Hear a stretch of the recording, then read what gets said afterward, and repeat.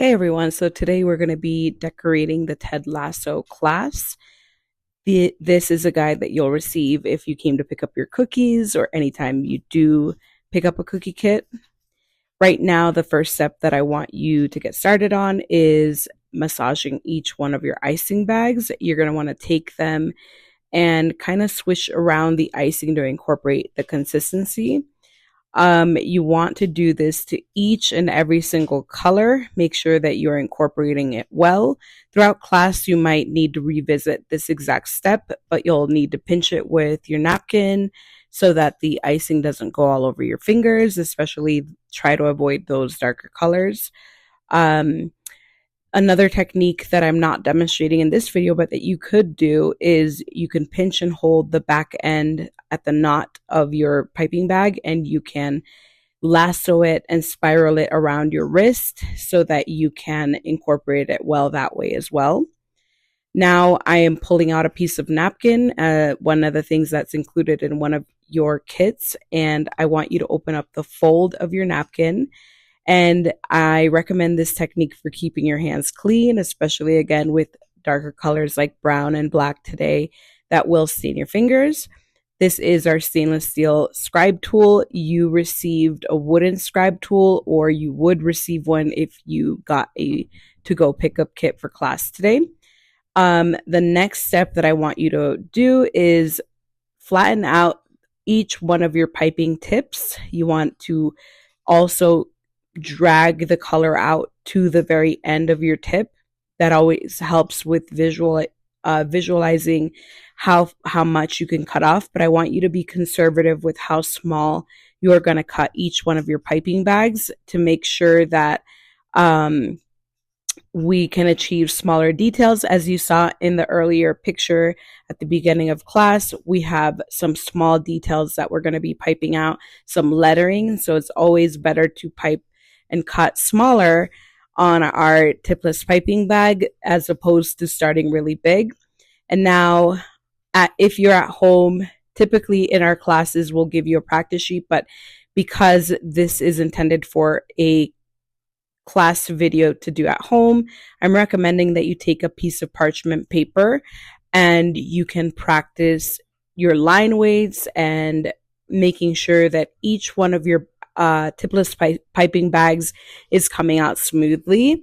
And so go through each color. You'll notice that when I see that the cut might be too small, I go ahead and cut it again to make sure that it is coming out very seamless.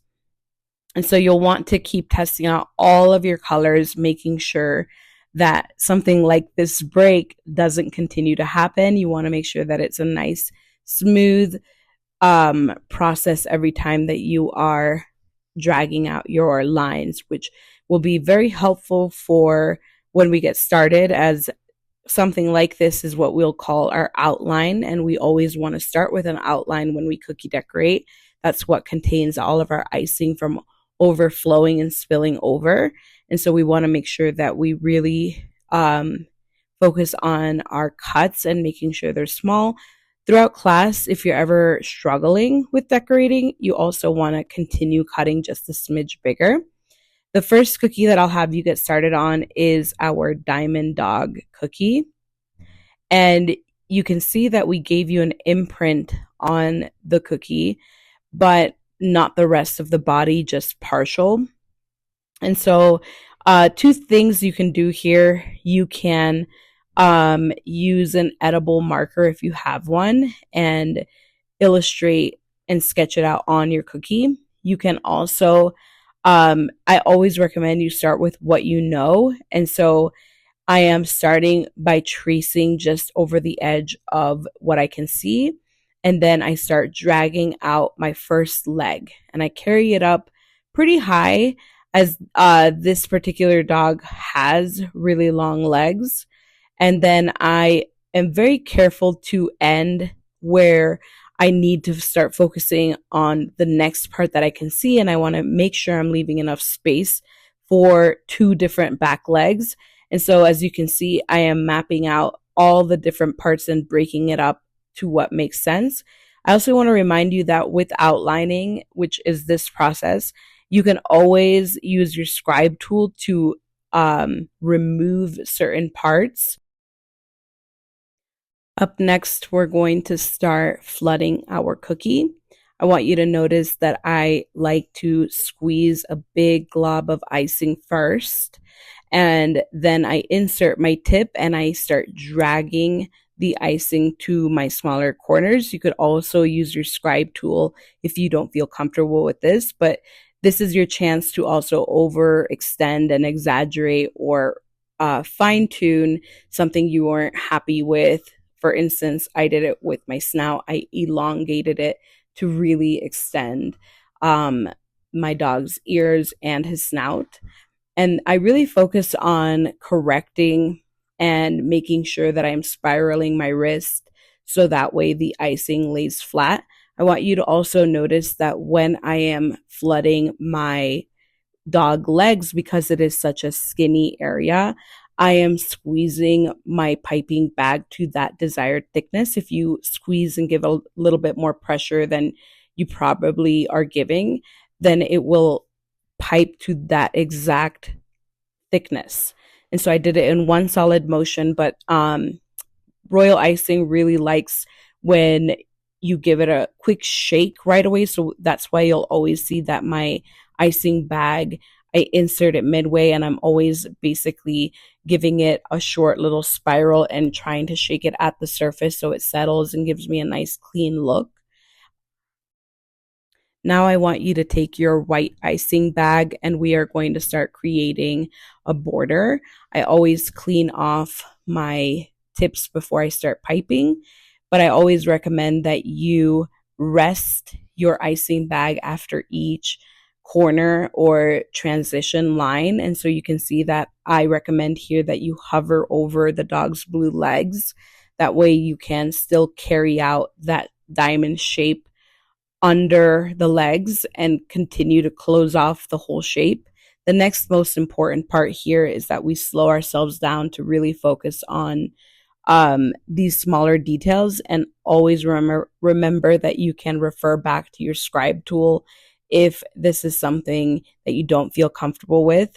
Um, the key important part here is that we are adding a protective border in white around the entire dog shape, so that way everything that we already piped isn't going to get completely lost. Now, icing can always flood into our blue, and so that's another reason why we're creating this protective border outline, but it also allows you to flood a lot quicker after you have this important detail really focused on. And so I'm going to create this thicker outline around the whole dog, and then I will be able to go a lot faster as I flood the rest of my diamond shape.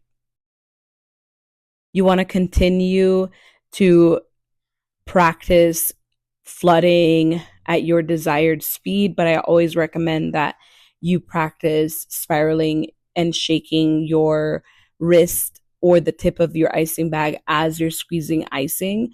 Notice how I always come back to my scribe tool to make sure that I'm getting to tighter corners. And then here I start squeezing and being able to pipe a lot more icing to make sure that it sticks to that outline that I just did in white. And I am shaking and spiraling my wrist so that way it settles nice and smooth like it did. Your white icing bag is also a lot looser than any of the other colors because we wanted it to be an easy flood for you. So I do slow myself down anytime I get really close to my dog, but then you can go a lot faster and squeeze your bag with way more pressure to be able to fill the entire diamond shape. When you're flooding, I always want you to really navigate and examine areas that might have a lot of texture or divots and imprints on that area. And so you notice that I spend more time on the area that I'm working on, making sure that there aren't any imprints or indents that need icing into those areas before I move on. And so that always allows me to have room to bring my scribe tool and fix those areas, or bring my piping bag and squeeze more icing into those areas. And so I really start at one corner and then work my way all the way around to the other end before I finish flooding. I couldn't recommend that process enough. And then I always come in with my scribe tool and navigate any areas that might need popping or refine tuning. I then come back in with my blue, especially if my white is freshly flooded. If it's more of a matte finish, then it's too late to work on those areas. But you can see that I continue to work away at my dog's ears with my scribe tool. And then always remember you're cleaning off your tools when you're mixing different colors. That way they don't transfer over. So now I want you to take your yellow icing bag and I want you to pipe an outline over the entire border of your diamond. And notice how I am resting my piping bag on each corner. So that way it is a much easier transition. If it breaks away like that, no worries. You can come over and overlap it just a little bit. You could always fine tune it with your scribe tool, but if that happens, that is totally normal and very fixable. So up next, I'm showing you a couple different ways that you can add these starburst techniques. So I added a big glob of icing in yellow, and then I take my tip and I gently drag my point out towards the top, towards my dog. I created another dot, and again, I am inserting my scribe tool and dragging out my point. Notice how you could get the most sharpest and finest tips by using your scribe tool. So I'm a big fan of switching over from piping bag to scribe tool to get the maximum amount of points and detail on my cookies. And then we are going to start piping some of our other star shapes on another corner of our cookie. And this time I'm demonstrating another technique that you can be doing if perhaps you didn't like the first way I showed you. With cookie decorating, there's always going to be multiple ways that you can achieve one look, but this one is another way, and it is creating the outline of that shape and then flooding it in gently on the surface. I still come in with my scribe tool because I really believe that's the only way that I could achieve such sharp ends.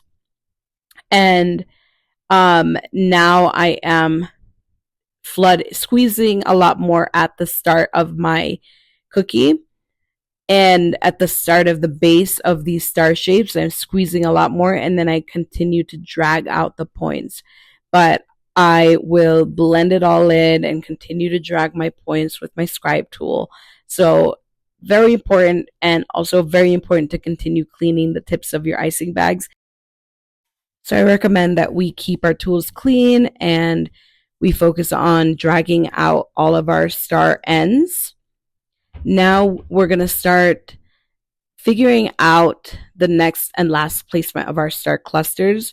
I recommend that you start on the curve towards the back of the dog, and you want to make sure that you're starting with the first 2 points closest to the dog, and then examining or revising and improvising how small the other arms of the star cluster can be. So you can see that it is not an exact replica of the example prototype, but this way I'm still giving it that shiny diamond look, but making sure that my 2 other arms don't extend past my top star cluster. I always make sure that after I pipe something, I work really slowly to make sure that I'm getting rid of as much texture as I can at the surface, especially now that this is the last star cluster and my cookie is starting to dry. It's going to become a lot harder to work in those details. So now we're working on our hot brown water teacup, and I want you to take your brown icing bag and create an outline in the shape of an oval. It doesn't have to be perfect, but then you're going to take your same brown and pipe a squiggly line down the middle of this shape Doesn't have to be perfect, but you want to make sure you have enough icing, because the next technique is we're going to be doing a scrape effect on this cookie, and the purpose being that we want two different dimensions on our cookie. So I recommend you hold your cookie sideways, and you're going to basically be thinking of a piece of toast and spreading butter on it with your palette knife or your butter knife.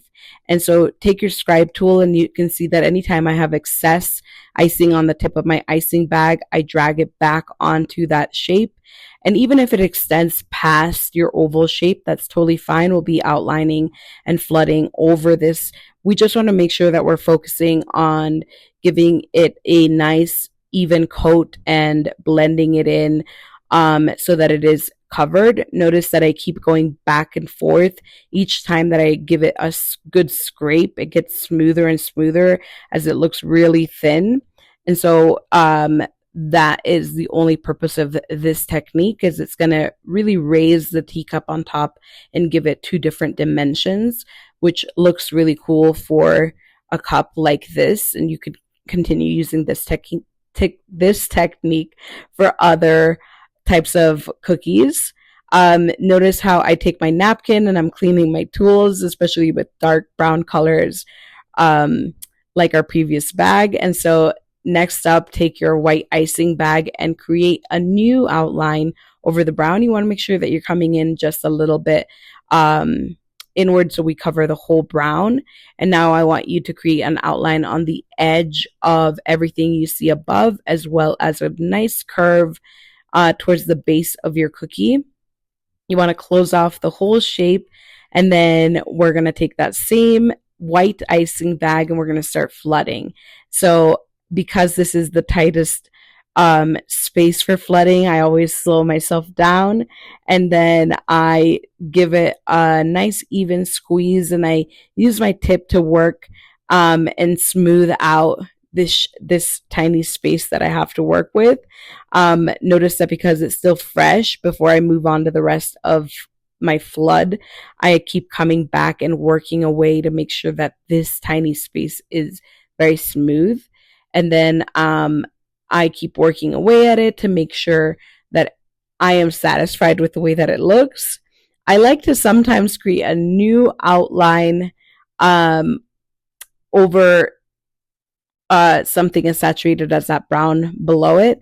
And then I slow myself down to create a nice thick outline by giving it a bigger squeeze. It will glue a lot faster to something that is freshly outlined, which is why you saw me re-outline the top curve of my teacup. And then I'm working my way from corner to corner until I flood this entire space. And you'll see that I'm still using this same technique of spiraling the tip of my icing bag and working away at this shape and making sure that I am evenly flooding everything. Now we're going to be taking our blue. I want you to clean off your tip of your icing bag, especially if it's been sitting for a while and cluster has developed. I want you to create an outline over the curve of your teacup and the bottom base, following everything on the cookie edge. Now you're going to be piping a curve as close as you can get to the cookie border. And I want you to close off your handle, and so focus on how thick you want that handle to be. There should be a tiny imprint on your cookie, but if it's not there, you can decide and have free choice on how thick you would like your handle to be. And then as soon as you finish your outline, you're going to flood that whole shape in. You're also going to be flooding in the bottom of your teacup in blue. And we're just always massaging and working away at the icing as we're piping, making sure that it's looking nice and smooth. Sometimes all that you're missing is trusting yourself by applying more pressure. Up next, we're going to be working on our Believe poster, and I want you to start with yellow, creating a rectangle shape. This doesn't have to be perfect. It also doesn't have to match the cookie edge as we previously had been doing on our other cookies. This one can leave a little bit of spacing. I want you to notice here that I can always extend my outline or overlap it. Remember that all of these things are very forgiving at this point because we can always take our scribe tool and remove those outlines.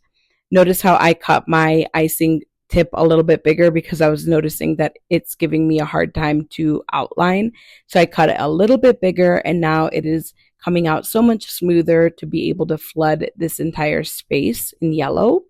And I always slow myself down on flooding the edges of my cookie first. That way I can go a lot faster when I flood the middle of my cookie and the entirety of it. So you'll see that I always focus on my borders. And now you can see that I'll go a lot faster, and I go from one corner to the next until I finish flooding the entire space. There's many different ways that you can flood, and you'll find many different techniques. This one is what I'll refer to as the maze pattern. So I keep following the shape until I flood everything in the middle. Notice how this cookie has a lot of texture in areas. So sometimes I come in and squeeze more icing where I see that it needs it. Now I pick up my cookie, and this is the first time I'm showing you a cookie shake. It's only recommended when the icing isn't touching the very edge of your cookie everywhere because your fingers will get in it. But see, notice how I gave it a nice cookie shake, or you could rest it on the palm of your other hand and it settles so smoothly. Next up, we're going to do the tape. And so you're going to take your black icing bag, and you are going to want to create some very rogue rectangle shapes. They don't have to be perfect. They're just cut out pieces of tape. And you want to cover just a smidge of each corner of your yellow. And then you'll want to use that same black and flood in these spaces. Remember that if you want really sharp corners on these little spaces, that you can always go back to your scribe tool. And so I'm focusing on flooding each one of my little shapes. Black is a very scary color to flood with because if just the dot got into my yellow, I'd have to very carefully remove it with my scribe tool. Up next, I'm going to be showing you lettering, and we're using our blue. Notice how I am breaking up each tiny movement that I am doing. I break it up so that way it is never piped in one movement. And so I always rest my tip and then pick it back up and drag it where I need. With something like lettering, especially something with as many letters as believe, you want to give yourself enough space, being careful not to make them too tight. And so I am focusing on making sure that they're also the same height.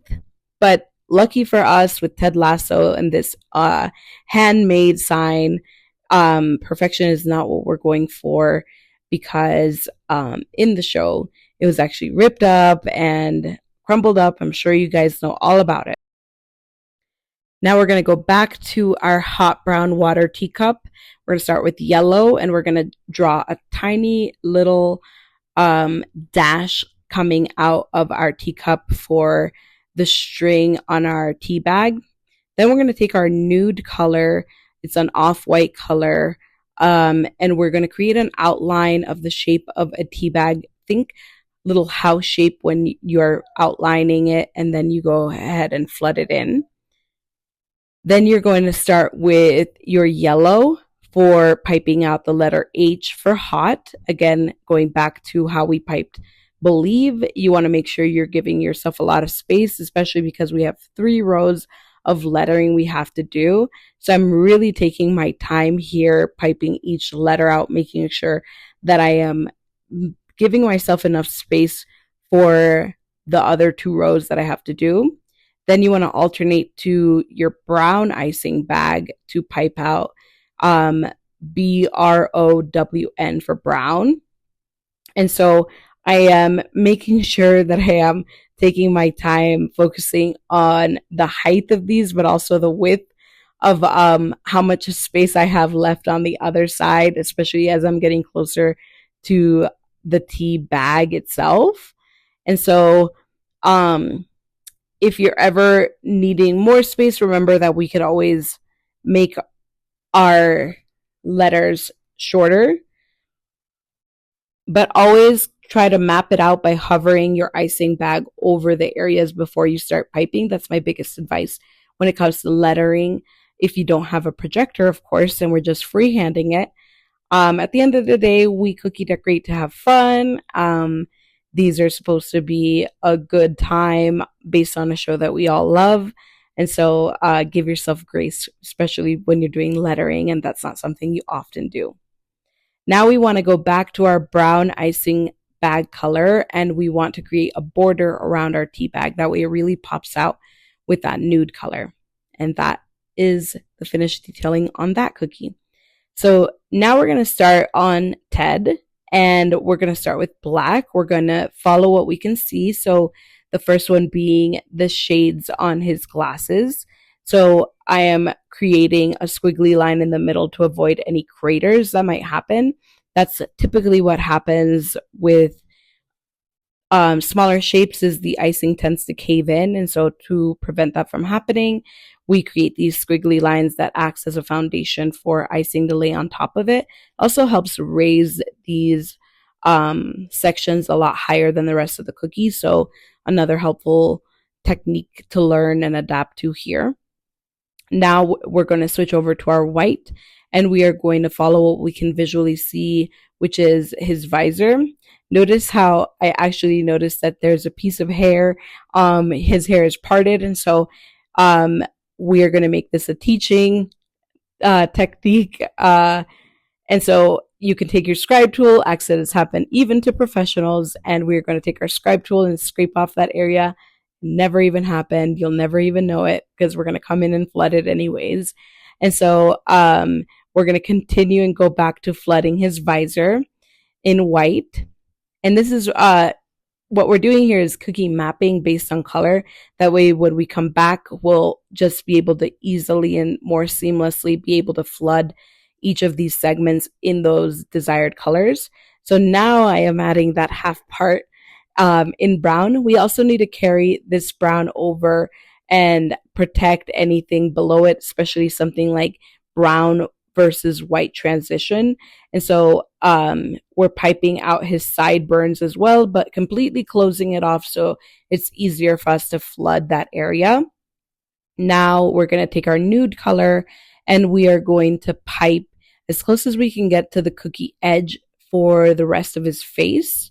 And you could take that same color and start giving it a protective border around other details that we had already previously outlined. If this is too hard for you, it's not totally necessary. It's just something that makes it easier when you're flooding, is adding a protective line over shapes that we don't want to lose, either because of the proportion that we have or just because it's an important placement that we can't get rid of.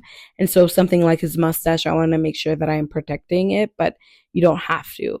So we go back to the beginning. I always prefer that you start flooding top to bottom. So I'm flooding with brown all of his hair, and I am spiraling the tip as I have it inserted into the icing, focusing on how smooth it looks. And look at that. You can't even see any of my previous accidents. So we covered that up. It never happened. And now we're going to continue with the brown. You always want to use the same icing color that you have to flood all the other areas that you have. So it makes it really easy to not have to rest that bag, come back to it to do it later. Because of that foundation, you'll see that the mustache looks nice and plump and raised up. So I am giving it quite a bit of icing in that area. And then I come in with black. And you want to make sure that you're not scraping off any of those squiggly lines we left before. And so you're flooding at the surface of that, on top of it. And I am spiraling my wrist to make sure that my icing pushes to my outlines, and making sure that I am giving it a nice, even flood. So that way I don't have any texture in those areas. And now I'm going to come in with my skin tone nude color, and I'm going to create an outline over his glasses, because black next to nude is such a big contrast. So we want to make sure we go back to creating a protective border before we start flooding. And like I said before, I slow myself down on tighter corners. Please use your scribe tool if you don't feel comfortable with this area. And always try to work slowly when you're flooding here, so that way you get really clean, smooth surfaces. So I'm not rushing to flood the entirety of the shape. I actually slow myself down quite a bit because this is such an important um, detailed cookie with so many different pieces, and I want to make sure I'm not covering up his mustache. That's such an important detail to his face. um, when your flood is still very fresh, you're still able to work away at it. So if you're seeing a lot of texture in those areas, please go back to them and add more icing so that way it smooths out very easily. That's not possible after it's starting to crust and dry over. The biggest key factor that you can take a look at is a cookie will go from very shiny and glossy when it's smooth and workable, but it will turn more of a matte finish. As you can see side by side, the prototype is more of a matte finish than the glossy side that I'm freshly piping. So that's when it's a little bit too late. It's no longer, you're not able to fix it, work at it. Here I'm demonstrating that as we are squeezing and working through our last bit of icing, I want you to constantly remember to squeeze your bag down. You could even twist it a couple times to create a knot at the end. So that way that icing has the maximum amount of pressure when you're squeezing. I prefer it that way, but again, you will find your best method as you get more comfortable with cookie decorating. I always come back in with my scribe tool, making sure that all my corners are looking good, or I'm popping any air bubbles that I see. And then we're gonna take our white icing bag and start flooding the visor. And so I work away on creating my protective border. I also do this because my white has already dried up at this point. So when I create a brand new outline, it acts as a fresh new start for it to stick together to my flood a lot easier. And so that's why you'll see that I constantly like to re-outline things to keep them very fresh. And then I give it the maximum amount of pressure when I am squeezing these areas now. So that way my icing naturally softens and gets very smooth at this point. And so you want to make sure that you flood the entirety of your visor and then go back into your scribe tool, work away at any texture that you see. But white is one of those colors that we mixed for you that was smoother to work with. So you'll be able to see that it settles a lot quicker. Now we're going to take our black icing and we're going to add the details to his glasses. So a little curve in the middle for the separation. And then we're going to take our brown and we're going to start piping some of his details around his cheeks, near his chin. And none of these have to be perfect. They're really just to accentuate his details. So for his nose, you're going to be doing them in 3 different strokes and movements. And now we need to start raising the details on other parts of him, like his visor.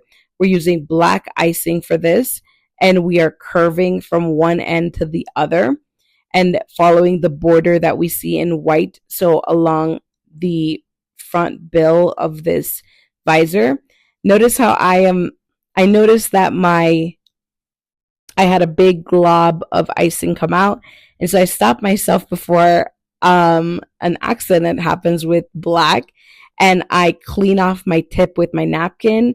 I also come in and try to smooth it out with my scribe tool before I continue. Sometimes you'll notice that when you're trying to create an outline, it feels forced, and when it feels like forced, you want to clean your icing bag because it could mean that there is a cluster of powdered sugar on that icing bag. Now we're going to be taking the same black and we're adding some hair strokes above the brown hair. So Ted has his hair parted, and so you'll see that we're going to be doing 2 different kinds of strokes, one going up towards the hair, and then I did 2 on that other half stroke coming down. I take my scribe tool and I kind of start If I see any line work that kind of needs to be dragged out or softened, I take my scribe tool and drag those points out. The very last and final detail is adding some hair strokes with brown over the mustache, completely optional. I want to thank you for taking this class. I'm sure you did a wonderful job. I am so proud of you and I want to see your work and most importantly, see you in class.